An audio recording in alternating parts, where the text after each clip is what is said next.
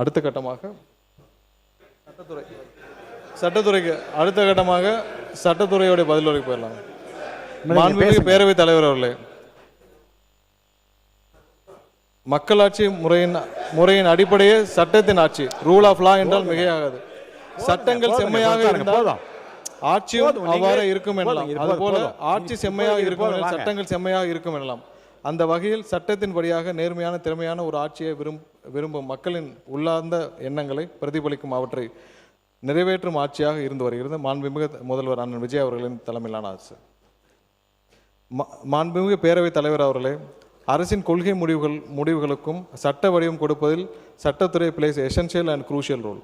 சமூக நீதி உள்ளிட்ட அரசின் கொள்கை முடிவுகளை சட்டமாக வடித்தெடுப்பதில் மட்டுமல்ல, சாமானிய மக்களுக்கான அடிப்படை வசதி திட்டங்களை உருவாக்கி செயல்படுத்துவதில் ஏற்படும் சட்ட பிரச்சனைகளுக்கு சட்டத்துறை ஆலோசனைகள் வழங்குகிறது.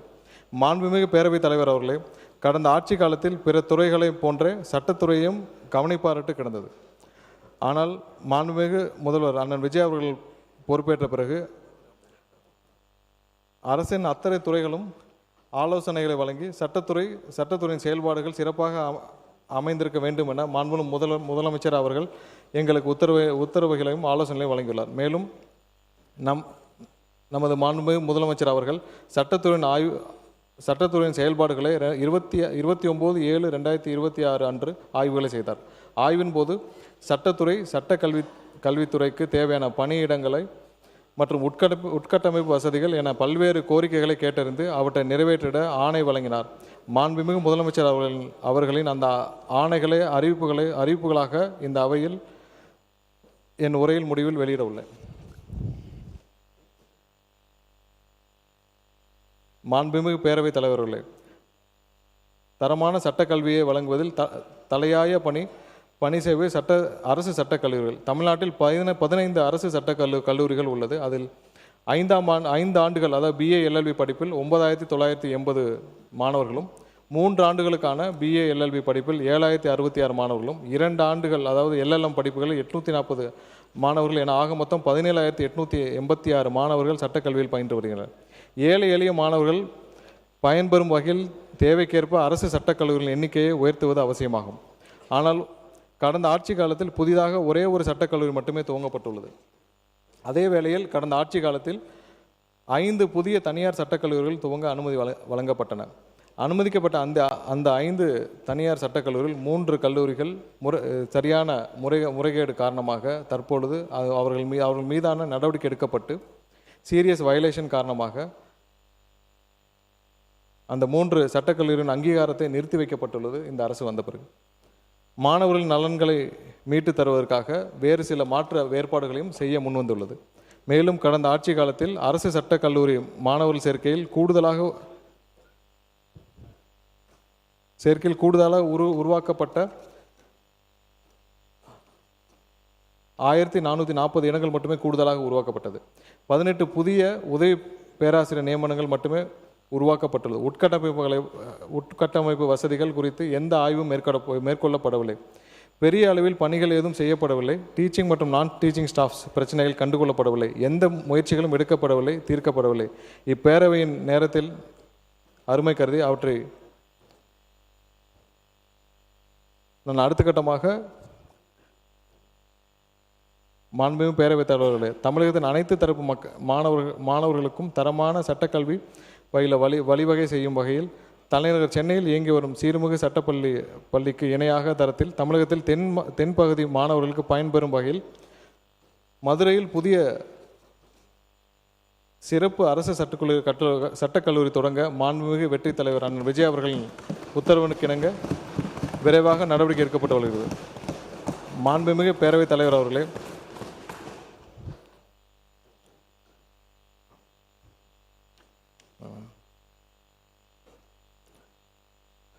நீதித்துறையின் ஆதாரமாக விளங்கும் வழக்கறிஞர்களுக்கு திறமையானவர்களை உருவாக்க போதுமான எண்ணிக்கையிலான அரசு சட்டக் கல்லூரிகள் மற்றும் மாணவர்கள் சேர்க்கை எண்ணிக்கையை உயர்த்துதல், டீச்சிங் மற்றும் நான் டீச்சிங் காலி பணியிடங்களை நிரப்புதல், மாணவியருக்கான தேவையான new hostels, upgrading of facilities in existing hostels என்பது நமது அரசின் தொலைநோக்காகும். தொலைநோக்கை அடைந்திட உரிய பணிகளை திட்டமிட்டு தேவையான நிதியை ஒதுக்கி குறித்த காலத்தில் சிறப்பாக நிறைவேற்றுவோம் என இப்பேரவைக்கு மகிழ்ச்சியுடன் தெரிவித்துக் கொள்கிறோம். சட்டத்துறைக்கான அறிவிப்புகள். மாண்புமிகு பேரவைத் தலைவர் அவர்களே, அறிவிப்பு எண் 1. தமிழ்நாட்டில் இயற்றப்பட்ட அனைத்து சட்டங்களும் அவசர சட்டங்கள் மற்றும் சட்ட முன்வடிவங்களில் அரசிதழ்கள் ஆகியவற்றை பொதுமக்கள் பயன்பாட்டிற்கு வசதியாக செய்ய நுண்ணறிவு மூலமாக தமிழ்நாடு சட்ட தொகுப்பு இணையவாசல் என்னும் மின்னணு களஞ்சியம் உருவாக்கப்படும். சேலம், நாமக்கல், தேனி மற்றும் காரைக்குடி ஆகிய அரசு சட்டக் கல்லூரிகளில் 2026-27 ஆண்டில் கல்வியாண்டுகள் முதல் புதிய முதுநிலை LLM பட்டப்படிப்பு பிரிவுகள் தொடங்கப்படும். இதற்கான ஒரு கல்லூரிக்கு 2 இணை பேராசிரியர் வீதம் 8 இணை பேராசிரியர் பணியிடங்கள் தோற்றுவிக்கப்படும். அறிவிப்பு எண் 3. வேலூர் மற்றும் செங்கல்பட்டு அரசு சட்டக் கல்லூரிகள் பயிலும் மாணவர்களுக்கு தமிழ்நாடு மாணவர் தங்கும் விடுதி மற்றும் உட்கட்டமைப்புகளை நிறுவனமான Tamil Nadu students housing infrastructure corporation மூலம் மாணவர் விடுதி கட்டிடம் கட்டப்பட்டு வருகிறது. சென்னை டாக்டர் அம்பேத்கர் அரசு சட்டக்கல்லூரி பற்றை பெரும்புதூர் மற்றும் புதுப்பாக்கம், மதுரை, திருச்சி, கோயம்புத்தூர், திருநெல்வேலி, செங்கல்பட்டு, வேலூர், விழுப்புரம், ராமநாதபுரம், தருமபுரி மற்றும் சேலம் ஆகிய 12 அரசு சட்டக் கல்லூரிகளில் தலா 2 குடிநீர் சுத்திகரிப்பு இயந்திரம் RO சிஸ்டம் நிறுவப்படும். சென்னை டாக்டர் அம்பேத்கர் அரசு சட்டக்கல்லூரி பற்றை பெரும்புதூர் மற்றும் புதுப்பாக்கம், மதுரை, திருநெல்வேலி, திருச்சிராப்பள்ளி, கோயம்புத்தூர், செங்கல்பட்டு, வேலூர், விழுப்புரம், ராமநாதபுரம், தருமபுரி மற்றும் சேலம் ஆகிய 12 அரசு சட்டக் கல்லூரிகளில் கண்காணிப்பு கேமராக்கள் நிறுவப்படும். சென்னை தமிழ்நாடு சட்ட பல்கலைக்கழகத்தில் நிர்வாக செயல்பாடுகளை நவீனப்படுத்தும் வகையில் அனைத்து அலுவலக ஆவணங்களையும் மின்னணு மயமாக்கும் வகையில் ஆஃபீஸ் முறை நடைமுறைப்படுத்தப்படும்.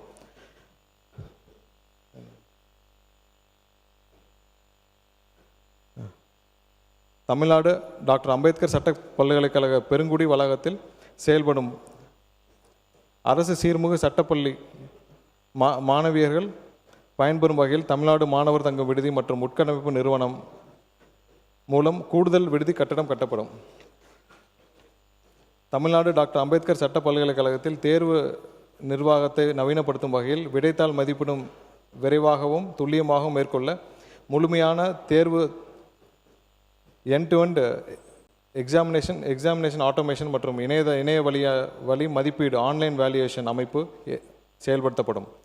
Chennai school of excellence in law சீர்மிகு சட்டப்பள்ளி மாணவர்கள் தமிழ்நாட்டில் அனைத்து அரசு சட்டக்கல்லூரி மாணவர்கள் மற்றும் இணைப்பு தனியார் சட்டக்கல்லூரிகள் பயிலும் சுமார் 30,000 சட்ட மாணவர்கள் நேரடியாக பயன்பெறும் வகையில் டாக்டர் அம்பேத்கர் சட்ட பல்கலைக்கழகத்தில் அதாவது செயற்கை நுண்ணறிவு மற்றும் சட்டவியல் மையம் அமைக்கப்படும்.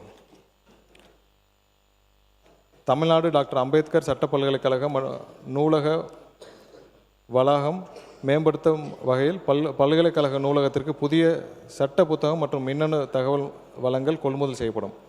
திருச்சிராப்பள்ளி தமிழ்நாடு தேசிய சட்ட பல்கலைக்கழகத்தில் தமிழ்நாடு மாணவர் தங்கும் விடுதி மற்றும் உட்கட்டமைப்பு நிறுவனம் மூலம் மாணவர்களுக்கான கூடுதல் விடுதி கட்டிடம் கட்டப்படும்.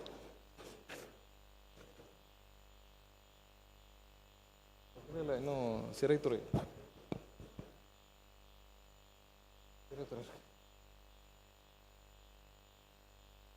மாண்புமிகு பேரவைத் தலைவர் அவர்களே, சிறைத்துறையின் மானிய கோரிக்கை. உறுப்பினர்கள் அப்படிதான் நினைக்கிறாங்க. இப்போ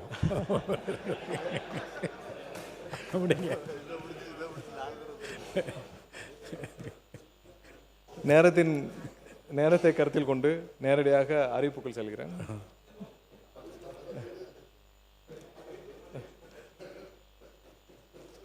மாண்புமிகு பேரவைத் தலைவர் அவர்களே, நேரத்தின் அருமை கருதி இத்துறைக்கான ஒட்டுமொத்த அறிவிப்புகளையும் தலைப்பையும் நான் இங்கே வாசிக்கிறேன். இருப்பினும் ஒவ்வொரு அறிவிப்பை முழுமையாக வாசித்தாக பதிவு செய்து கொள்ளுமாறு பணியுடன் கேட்டுக்கொள்கிறேன். அறிவிப்பு எண் 1. திருவள்ளூர் மாவட்டத்தில் 500 சிறைவாசிகளை அனுமதிக்கும் வகையில் புதிய மாவட்ட சிறைச்சாலை வளாகம் ரூபாய் 48.76 கோடி செலவில் அமைக்கப்படும். வேலூர் மத்திய சிறையில் ஒருங்கிணைந்த மனநலம் பராமரிப்பு மையம் ரூபாய் 3.63 கோடி செலவினத்தில் அமைக்கப்படும்.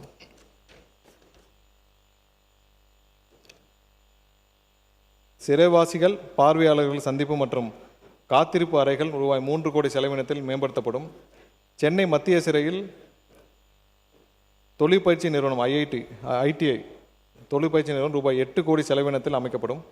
9 மத்திய சிறைகளில் 2 மருத்துவர்கள் விகிதம் 18 கூடுதல் மருத்துவர்கள் ரூபாய் 2.16 கோடி செலவினத்தில் பணியமர்த்தப்படுவர். 9 மத்திய சிறைகள் 5 பெண்கள் தனிச்சிறைகள் மற்றும் மாவட்ட சிறை புதுக்கோட்டை ஆகியவற்றில் 21 செவிலியர்கள் ரூபாய் 2.15 கோடி செலவினத்தில் பணியமர்த்தப்படுவார்கள். சிறைகளில் ஒப்பந்த அடிப்படையில் 15 ஆய்வக தொழில்நுட்ப பணியாளர்கள் ரூபாய் 30 லட்சம் செலவினத்தில் பணியமர்த்தப்படுவர். சிறைத்துறை பணியாளர்களுக்கான சீருடைப்படியான காவல்துறை பணியாளர்களுக்கு இணையாக உயர்த்துதல். 13 மாவட்ட சிறைகளில் தலா ஒரு பகுதி நேர மனயியல் நிபுணர் சைக்காட்ரிஸ்ட் பணியமர்த்தப்படுவர். 12 மாவட்ட சிறைகளில் தலா ஒரு பகுதி நேர மருத்துவர் மற்றும் ஒரு செவிலியர் பணியமர்த்தப்படுவர். சிறை பணியாளர்களுக்கு மனித உரிமை, பாலிய சமத்துவம், மாற்றுத்திறனாளி சிறைவாசிகளை கையாளுதல் மற்றும் பெண்கள் குழந்தைகளுக்கு எதிரான பாலியல் குற்றவாளிகள் சீர்திருத்தம் தொடர்பான பயிற்சிகளுக்கு ரூபாய் 68 லட்சத்தில் அளிக்கப்படும். மனநல ஆலோசகர்களுக்கான மாதாந்திர மதிப்பூதியம் அதாவது 25,000 30,000 உயர்த்தப்படும். சமூக இயல் வல்லுநர்கள் மாதாந்திர மதிப்பூதியம் ரூபாய் 15,000 20,000 உயர்த்தப்படும். சிறைகளில் உள்ள சமையலறைகள் பல ஆண்டுகளாக புதுப்பிக்கப்படாமல் உள்ளது. அதை 21 கோடி செலவில் அனைத்தும் புதுப்பிக்கப்படும். அனைத்து சிறைச்சாலையிலும் உள்ள சமையலறைகள் புதுப்பிக்கப்படும்.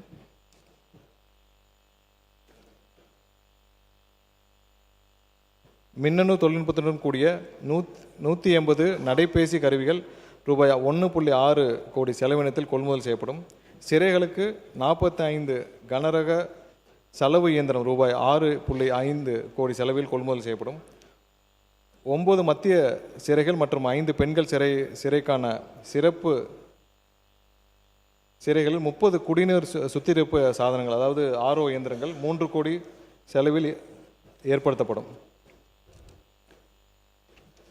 திருச்சிராப்பள்ளியில் உள்ள உயர் பாதுகாப்பு சிறையில் மறைத்து வைக்கப்பட்டுள்ள போதைப் பொருட்கள் மற்றும் வெடிபொருட்களை கண்டறிவதற்காக ரூபாய் 1.64 கோடி செலவில் 4 மோப்ப நாய்களை கொண்டு மோப்ப நாய் பிரிவு உருவாக்கப்படும்.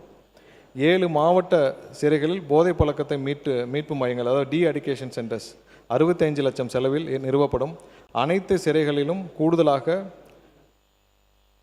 ஜூலை 18 அதாவது கூடுதலாக தமிழ்நாடு தினம் அன்று சிறைவாசிகளுக்கு சிறப்பு உணவுக்காக ரூபாய் 25 லட்சம் செலவினத்தில் வழங்கப்படும். மற்றதெல்லாம் முக்கியமான அறிவிப்புகள் இல்லை. சிறைத்துறை தொழிற்கூடங்களில் பணிபுரியும் சிறைவாசிகளுக்கு உற்பத்தி இலக்கினை திருத்தி அமைப்புதல்.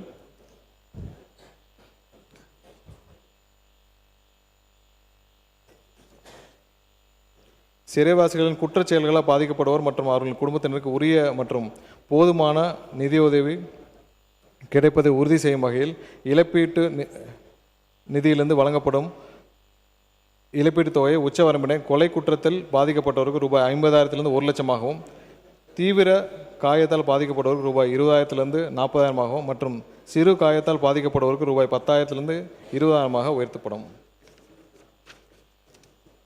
வெற்றி தீர்மானம் சொல்லுங்க.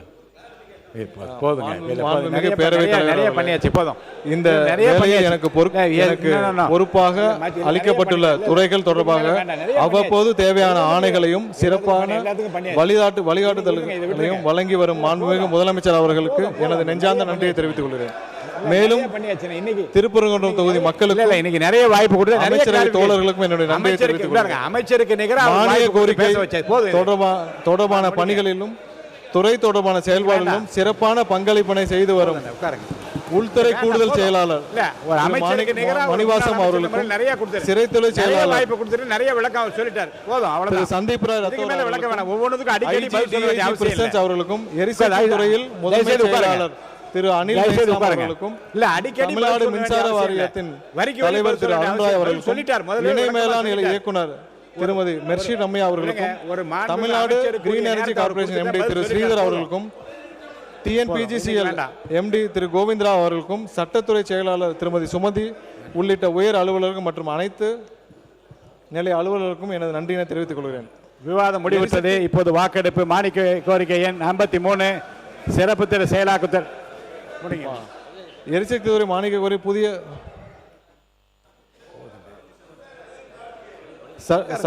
எரிசக்தி மானிய கோரிக்கையில் புதிய துணை மின் நிலையங்கள் குறித்து 25 உறுப்பினர்கள், கொள்கை குறித்து விவாதிக்க 15 உறுப்பினர்கள், மின்மாற்றி திறன் உயர்த்துதல் குறித்து 8 உறுப்பினர்கள், பிற பொருள்கள் குறித்து 38 உறுப்பினர்கள் என மொத்தம் 86 உறுப்பினர்கள் வெற்றி தீர்மானங்களை அளித்துள்ளனர். சட்டத்துறை மானிய கோரிக்கையில் 33 உறுப்பினர்கள் வெற்றி தீர்மானங்களை அளித்துள்ளனர். அதே போல நீதி நிர்வாகம் மற்றும் சிறைகள் மற்றும் சீர்திருத்த பணிகள் மானிய கோரிக்கையில் 111 உறுப்பினர்கள் வெற்றி தீர்மானங்கள் அளித்துள்ளனர். மாண்புமிகு உறுப்பினர்களின் வெற்றி தீர்மானங்கள் தொடர்பான விவாதத்தின் போது எழுப்பப்பட்ட வினாக்கள் கருத்துக்களுக்கும் விவாதத்தின் போதும் எனது பதில் உரையிலும் தகுந்த விளக்கங்களை அளித்துள்ளேன் என நம்புகிறேன்.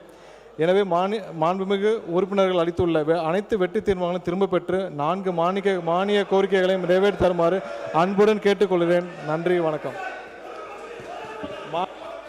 மாண்புமிகு பேரவைத் தலைவர், மாண்புமிகு முதலமைச்சர் அவர்களின் ஆணைக்கிணங்க தற்போது அறிவிப்புகளாக வெளியிட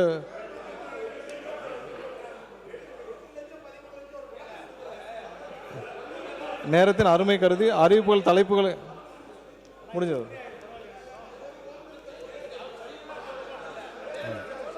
விவாதம் முடிவுற்றது.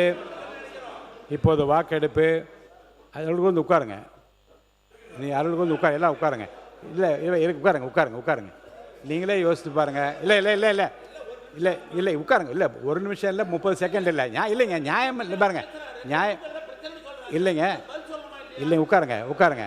ஏங்க, எல்லாவற்றுக்கும் பதில் சொல்ல அனுமதி கொடுத்தேன். ஒரு மாண்பு அமைச்சருக்கு என்ன நேரம் கொடுக்கணுமோ அதுக்கு நிகரான நேரத்தை நான் முன்னாள் அமைச்சரும் அவர் கொடுத்து, அதுக்கு மேலே நான் என்ன சொல்கிறேன், எல்லாவற்றுக்கும் நீ பதில் சொல்லிக்கிற அவசியம் இல்லை. வேண்டாம் போதும். இன்றைக்கு இது போதுமானது. விவாதம் முடிவுற்றது. இப்போது வாக்கெடுப்பு. மானிய கோரிக்கை 53 சிறப்பு திட்ட செயலாக்கத்துறை வெற்றி தீர்மானம் வலியுறுத்தப்படுகின்றன அறிய விரும்புகிறேன். வெற்றி தீர்மானம் அனைத்தும் பேரவையின் அனுமதி திரும்ப பெறப்படுகின்றன. சிறப்பு திட்ட செயலாக்கத்துறை மானிய கோரிக்கை 53 கீழ் வருவாய் கணக்கில் ரூபாய் 17,140 கோடி 55,14,000 மற்றும் மூலதன கணக்கில் ரூபாய் 10,06,00,000 ஆகியவற்று மேற்படாத தொகைகள் அரசுக்கு வழங்கப்பெற வேண்டும் என்று மாண்புமிகு இந்து சமயம் மற்றும் அறநிலையங்கள் துறை அமைச்சர்கள் தீர்மான பேரவையின் முடிவுக்கு விடப்படுகிறது. ஏற்போர் ஆம் என்க, மறுப்போர் இல்லை என்க. ஏற்போர் அதிகம் என்று கருதுகிறேன். ஏற்போர் அதிகம். தீர்மானம் நிறைவேறியது. அரசுக்கு கோரிக்கை தொகைகள் வழங்கப்பெறுகின்றன. பிளே ஸ்டோர் மற்றும் ஆப் ஸ்டோரில் இருந்து பாலிமர் செயலியை QR கோடு மூலம் பதிவிறக்கம் செய்யுங்கள். செய்திகளை உடனுக்குடன் பெறுங்கள்.